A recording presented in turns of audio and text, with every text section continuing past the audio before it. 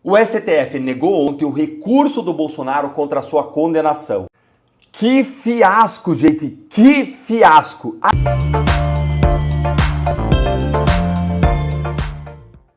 O STF negou ontem o recurso do Bolsonaro contra a sua condenação. Mas, Eltan, o Bolsonaro ainda tem uma cartada final? Presta muito atenção hoje nesse nosso encontro com justiça, porque o processo contra o Bolsonaro está se aproximando do fim e do momento que Moraes tanto esperava, em que ele finalmente vai decretar a prisão do Bolsonaro. Esse momento está mais perto do que nunca, infelizmente, por isso fica aqui comigo para você entender duas coisas. Primeiro, qual é o cenário que o Bolsonaro enfrenta agora?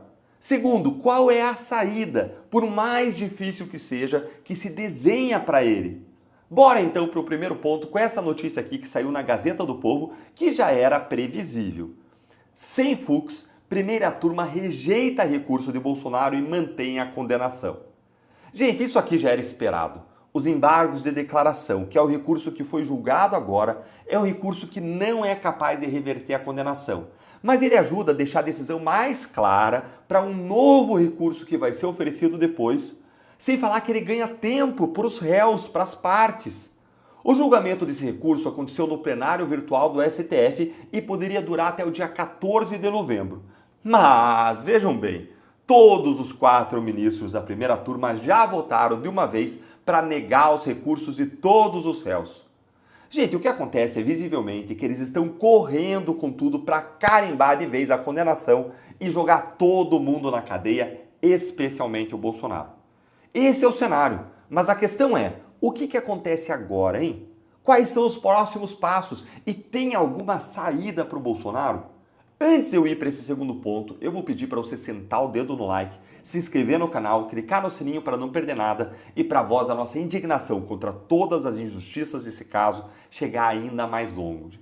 E agora, bora lá para o segundo ponto. Agora que os embargos foram negados, abre-se o prazo para Bolsonaro recorrer de novo.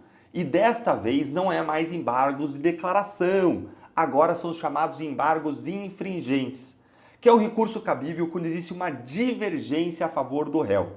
E a divergência nesse caso existe, e ela está muito bem fundamentada no voto do ministro Fux, pessoal.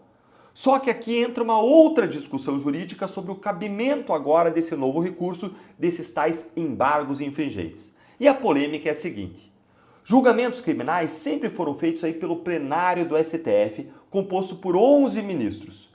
Nesse cenário, a Corte aplicava a regra de que só cabiam os embargos infringentes quando existiam pelo menos 4 divergências. Por que, Deltan? Porque o recurso seria julgado pelos mesmos 11 ministros que fazem parte do plenário e que tinham dado a decisão original. Então, se os 11 ministros vão rejulgar o caso, qual é a chance de mudar o resultado? São os mesmos 11. No final das contas, para que o recurso tenha alguma perspectiva de sucesso, era necessário convencer pelo menos 6 dos 11 ministros. E para que esse resultado fosse minimamente provável, era razoável existir ou exigir a existência de pelo menos 4 votos discordantes. Porque aí o que você faz? Se você tem lá o quórum completo de 11 ministros e você tem 4 votos divergentes, você tem que conquistar ou reverter pelo menos 2 votos, porque aí os 4 divergentes mais 2 dá 6, e 6 a 5 você reverteria o resultado do julgamento. Só que, desde dezembro de 2023, os julgamentos criminais eles passaram a ser conduzidos pelas turmas do STF. E uma turma tem 5 ministros, não é como o plenário que tem 11. E aí, no caso da Débora do Batom, o Moraes restringiu o cabimento dos embargos para casos em que houver pelo menos 2 divergências. Isto é, a metade do que era exigido para caber recurso de embargos infringentes contra a decisão do plenário.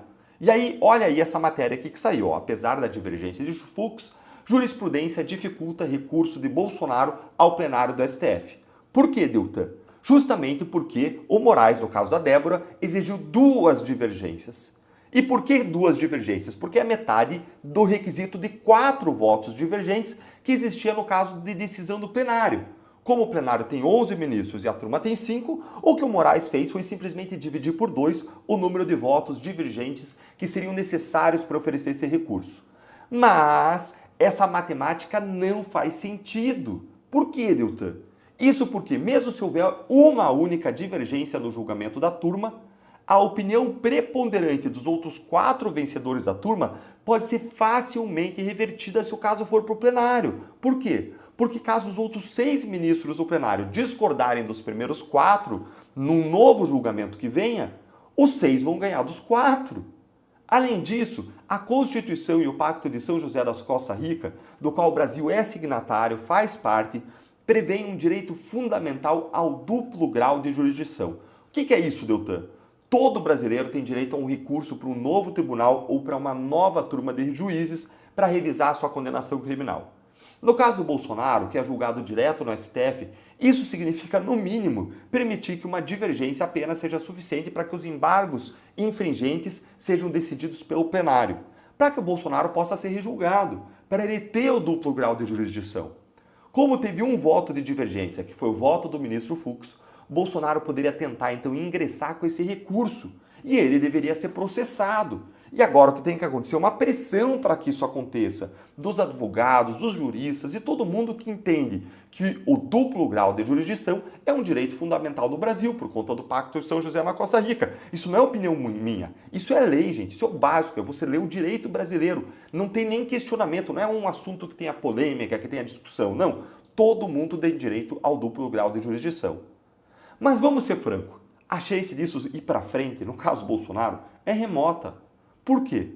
Porque Bolsonaro está na Câmara de Gás do Supremo, na turma anti-Bolsonaro. Como a gente sabe, o que o Moraes e os seus aliados no Supremo mais querem é acabar logo com o processo do Bolsonaro, jogá-lo numa prisão e jogar a chave fora. Ainda que eles tenham que passar por cima, mais uma vez, da Constituição, das leis e de todos os direitos fundamentais possíveis. Afinal, já passaram e atropelaram tantos. Quem que vai ser mais um atropelado, não é? Me diz uma coisa, você gostou dessa análise? Você entendeu melhor? Ela te ajudou a entender o cenário, os próximos passos, as chances e as dificuldades?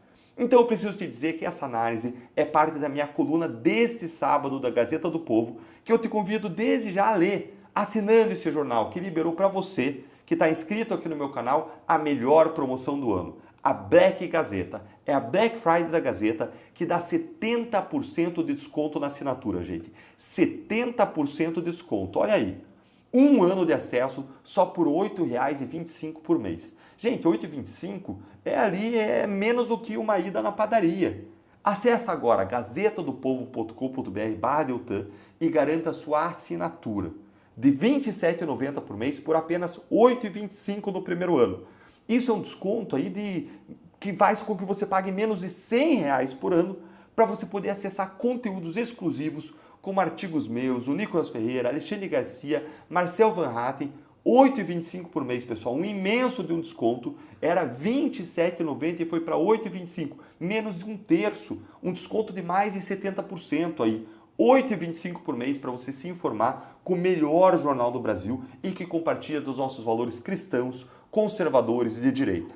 Agora mesmo eu estou aqui em Jataí, em Goiás, dando uma palestra para o agro e a Gazeta tem artigos como esse aqui que eu vou mostrar para você. Ó. Olha aí, do Pedro Dupion, que fala das recentes vitórias do agro no Congresso. E se o agro sustenta o Brasil e é uma vitória do agro, então é uma vitória aí do Brasil. Então, pessoal, acesse agora aí gazetadopovo.com.br/Deltan ou então você pode mirar aqui no QR Code da tela ou clicar no link que eu vou deixar aqui na descrição do vídeo. Vou repetir, gazetadopovo.com.br/Deltan. Nós nos vemos lá, espero você lá dentro e depois me diz o que você achou da minha coluna de hoje lá na Gazeta do Povo. Grande abraço. Que fiasco, gente, que fiasco! A Janja é humilhada mundialmente na COP30. Então, meu bom dia para você que não é a Janja e ainda bem, porque você não acabou de passar por uma vergonha internacional de fazer qualquer um, olha, ir para casa e se esconder por um bom tempo. Nesse nosso encontro com justiça, que vai ser um encontro, na verdade, com a vergonha alheia, eu vou te mostrar duas coisas. Primeiro, como que a COP30 de Lula flopou e foi um verdadeiro fracasso. E segundo, a nova palhaçada da primeira-dama, a Janja, e como que essa palhaçada causou um constrangimento gigantesco e virou um fiasco que humilhou Janja diante do mundo. Bora então direto para o primeiro ponto. Você deve ter visto que o Brasil está sediando a Conferência das Nações Unidas sobre as Mudanças Climáticas de agora, 2025, a tal da COP30 lá em Belém, no Pará. O Lula tentou porque tentou dizer que esse evento ia ser um sucesso, que ia ser o melhor evento do mundo e não sei o que mais. Mas qual foi o resultado? Está sendo um verdadeiro fiasco, um fracasso total. Olha só o que disse o jornalista da CNN que tentou fazer um lanchinho lá na COP30, mas olha, ele não tancou os preços, olha aí. Amigos, nesse primeiro dia de discussões sobre o clima, eu, trabalhando bastante, correndo bastante aqui nesse parque da cidade, onde foi montado todo o complexo da COP30, eu fui buscar um salgadinho para comer. E tá caro. Essa quiche de espinafre, mais não vou fazer propaganda, mais esse refrigerante zero, isso aqui deu R$70. E veja o tamanho da quiche, não é uma torta de espinafre, é uma quiche de espinafre. Mas eu achei que ia ser pouco, né, pra me alimentar pelo dia inteiro. Então eu ainda comprei esse camarão com queijo, que deu R$29. Ou seja, aqui deu R$99. É muito caro. Aí eu falei, nossa, mas o salgadinho, R$29? Aí ela, mas o queijo é de Marajó. Deve ser um queijo maravilhoso.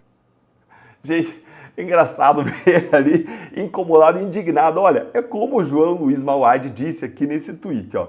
Pelo menos os nossos preços são de primeiro mundo. As hospedagens não, a comida não, mas os preços, pelo menos, são de primeiro mundo. Mas tem mais, gente. Lula falou várias vezes que queria chamar o Trump para a COP30, meio que dizendo que ele era tão bom, Lula era tão bom, que ia conseguir levar o presidente dos Estados Unidos para esse evento lá em Belém.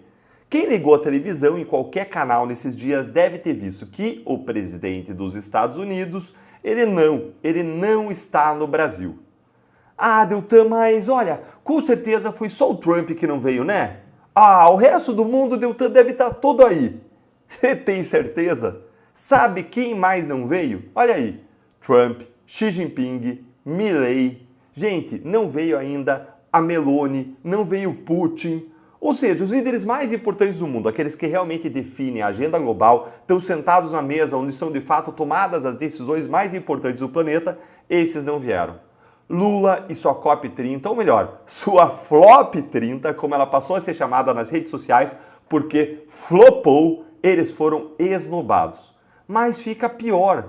Se Lula já foi esnobado, então a Janja foi verdadeiramente humilhada. E antes de a gente ir para o segundo ponto, eu vou te pedir para sentar o dedo aqui no like, para se inscrever no canal, clicar no sininho para não perder nada e virar membro aqui para você ter acesso a vídeos exclusivos, prioridade nas respostas aos seus comentários e apoiar o nosso trabalho. Então agora a gente bora lá. Como a Janja não poderia resistir a gastar dinheiro público, olha ela aí, ó. Olha o post que eu fiz ontem de vários especialistas no Instagram e vai lá depois ver quem são os outros especialistas e dizer qual você gostou mais. Tem aí a especialista em gastar dinheiro, tem o especialista, deixa eu voltar ali, ó, tem o especialista em taxação, tem especialista em bolsas de grife, tem vários especialistas lá. Depois você me diz qual você gostou mais, eu acho que vai ser o último, que vai ser o Lula, mas você me diz depois. E aí é claro que a Janja, que é especialista em gastança, ela resolveu fazer alguma coisa por conta própria e organizou um jantar para buscar investimentos para o Fundo das Florestas Tropicais para sempre, o TFFF, como está sendo chamado aí. E essa social aí que ela queria fazer tinha vários tipos de drinks, de peixes da Amazônia, pistas de dança, vários telões espalhados nessa festinha social que ela programou, só que, presta atenção, nenhum chefe de Estado foi, gente. Ninguém foi, ninguém compareceu. Foi um daqueles conviscotes, daqueles com direito a 8 tipos de drinks diferentes, 3 tipos de peixes amazônicos diferentes, música paraense, mas olha aqui o resultado. Chefes de Estado procurados pela reportagem informaram que estavam cansados devido à longa agenda do dia. Olha aí que conviscote para ninguém ir, gente. Que vergonha, que vergonha. E aí me diz, quem que você acha que pagou por tudo isso aqui, hein? Pois é, você está olhando aqui para alguém que pagou e quando você for no espelho, você vai ver outra pessoa que pagou. Mas olha, essa história ela não terminou aí não, porque aconteceu algo ainda mais grave na COP30. uma organização criminosa extremamente poderosa e que Lula, o governo e o STF se recusam a considerar uma organização terrorista, ameaçou a COP30 e isso quem vai te contar não vai ser eu, vai ser o nosso colaborador, o advogado, o historiador Enio Viterbo, que vai contar para você essa parte 2 lá no canal dele. Eu vou deixar aqui na descrição e nos comentários para você se inscrever no canal dele e assistir, que eu te prometo que vai valer muito a pena. Eu espero você lá, porque eu também vou estar lá assistindo. Grande abraço e até já!